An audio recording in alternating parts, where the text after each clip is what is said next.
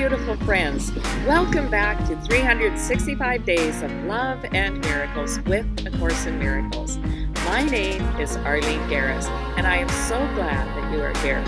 Please remember to listen right until the very end, because we have a special treat for you.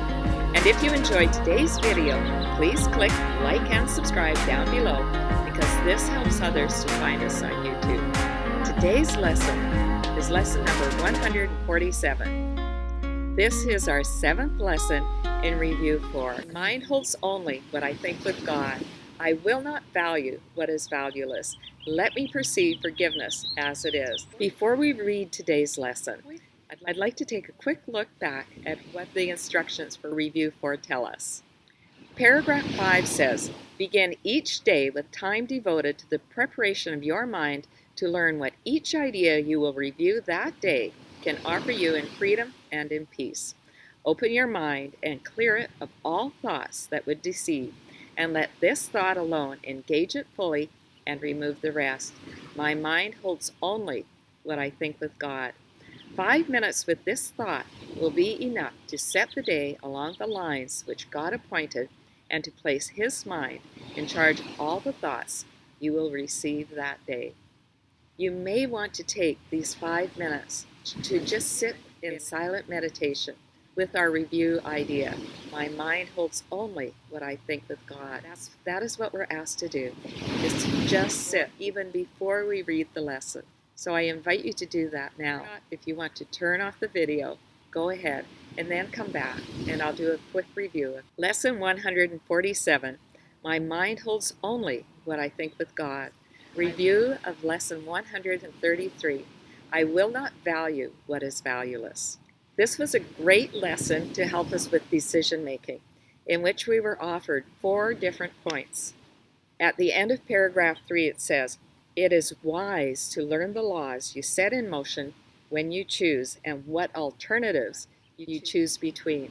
We always want to make a choice that is in line with God. Perhaps we're faced with a decision and both look equally good, but one is we can only choose one.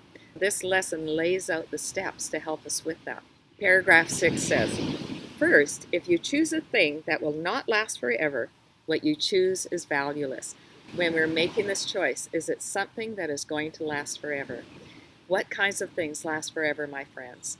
It's going to be kindness. It's going to be love. It's going to be generosity. It's going to be offering help to another friend. Prayer is certainly lasts forever. I'm sure there's many more. But these are just some ideas. If it doesn't last forever, it is valueless. Let's look a little bit further. Paragraph 7 says, next, if you choose to take a thing away from someone else, you will have nothing left. This point is especially important when we look at things like racial justice.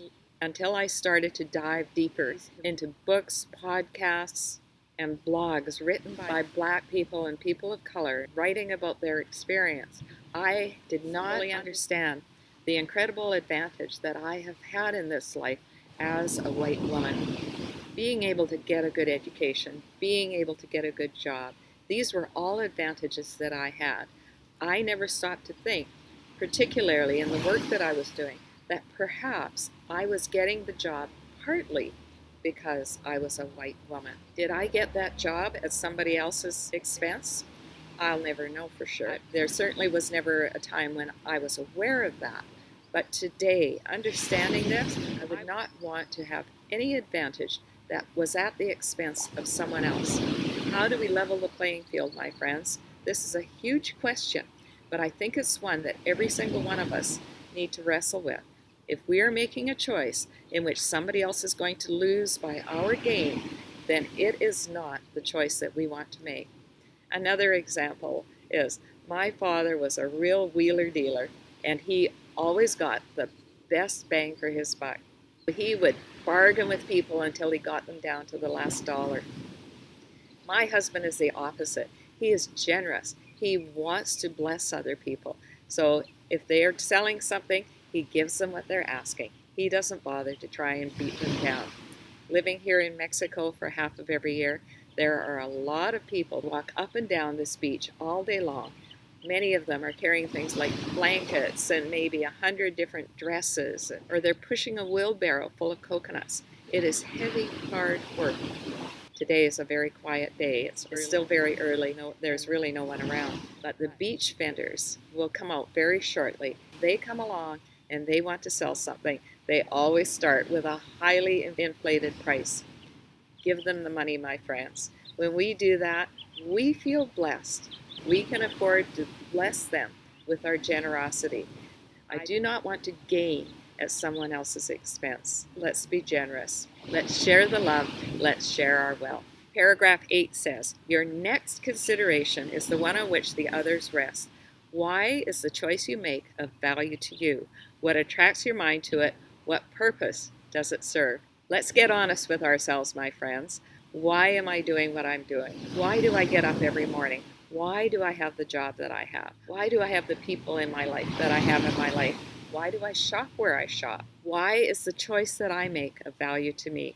Here's another example for you. Everywhere we go now, things are sold in plastic. I am really looking at that. Why do I want this thing that is in plastic? Is there another way to get it? Do I need to go to the store and buy that personal size bottle of water? Or can I bring my own with me everywhere that I go? Why is it of value to me to buy things in plastic? And is there another way to do it? When we are socially responsible, my friends, we have an impact on the world. What attracts my mind to this? What purpose does it serve? In the case of plastic, it's usually laziness. There's always a different way. Paragraph 11 talks about our fourth criterion.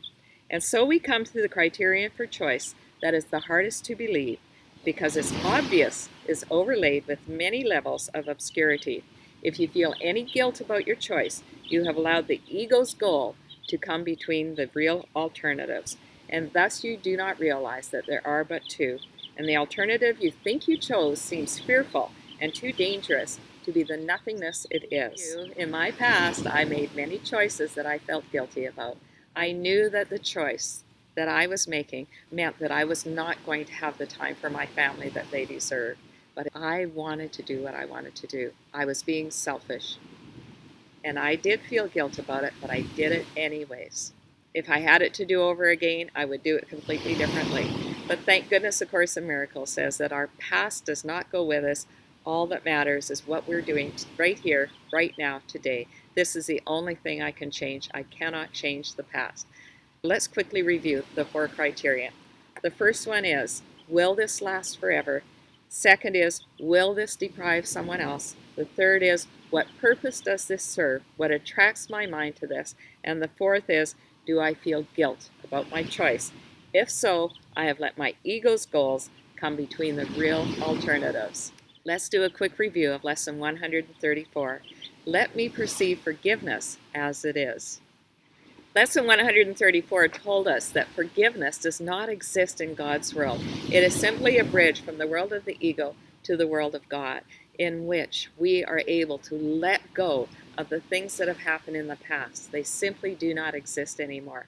Paragraph 3 says, the major difficulty you find in genuine forgiveness on your part is that you still believe you must forgive the truth and not illusions. You conceive of pardon as a vain attempt to look past what is there.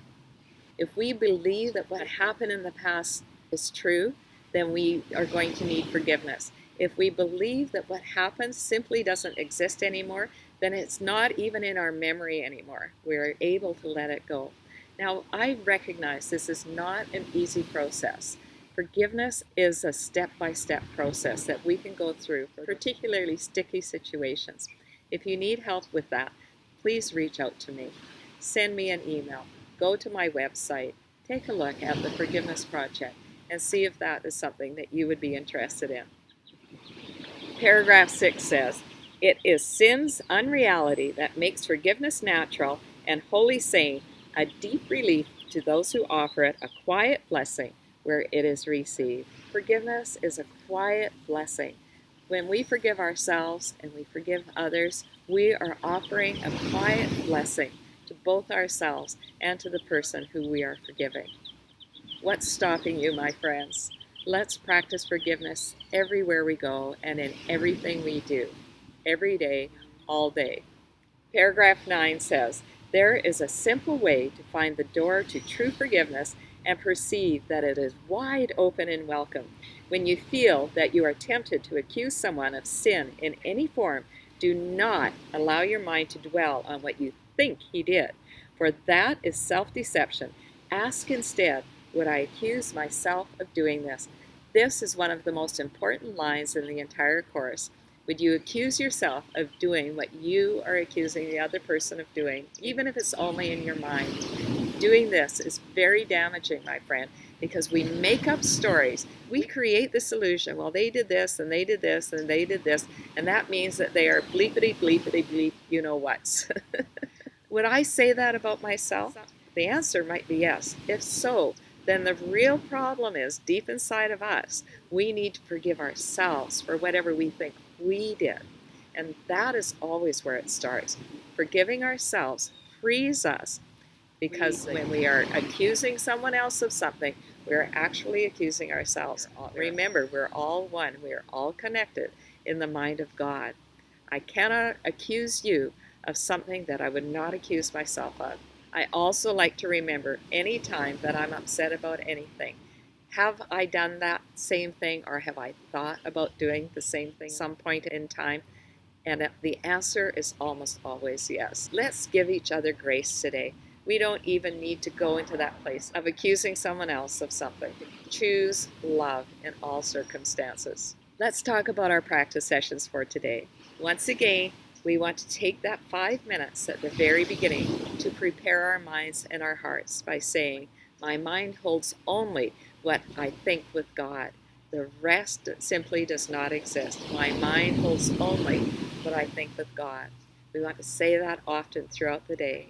As always, we have our practice first thing in the morning and last thing just before we go to sleep. We start with the idea for today, my mind holds only what I think with God. Then we stop hourly and often throughout the day, and particularly if we are in difficulty of any kind, we simply say the idea for today, my mind holds only what I think with God. And we say the two ideas for today, I will not value what is valueless. Let me perceive forgiveness as it is. And then we just sit in silent meditation and allow ourselves to go deep inside to that place where God's light and joy and peace lives deep inside of every single one of us. Thanks so much for listening right until the end, my friends. If you enjoyed today's video, please share the love. Let your friends know about this video series. Encourage them to start at lesson 1 and to do 1 lesson a day. Are you ready for our special treat? Come on, come on, come on, come on, come on. Bring me your stick. Bring me your stick. My mind holds only what I think with God. I will not value what is valueless. Let me perceive forgiveness as it is. Have a day of only valuing the things of God, my friends. I love you.